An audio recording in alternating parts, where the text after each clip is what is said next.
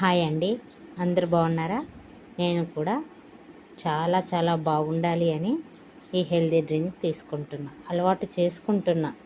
Morning tea తాగేది, దాని బదులుగా రోజుకొక డ్రింక్ ధనియం జీలకర్ర అలా తాగుతున్నా.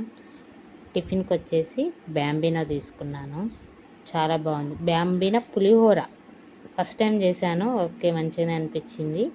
ఇక మధ్యాహ్నానికి సాంబార్, పప్పుచారు సాంబారు అనుకోండి, అది చేసుకున్నాను. ముద్దపప్పు ఆవకాయ, ఇటు అప్పుడే ఫ్రెష్గా దంచిన కారపొడి, గోంగూర పచ్చడి.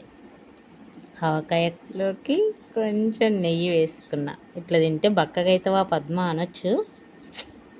హెల్దీ ఫుడ్ అలవాటు చేసుకుంటున్నా, కానీ సాయంత్రానికి క్రేవింగ్స్ వచ్చేసాయి.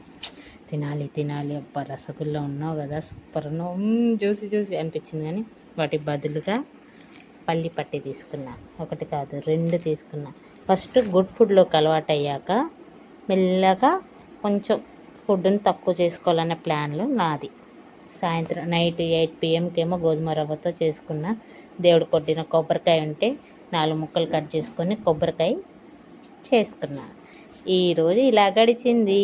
Thank you.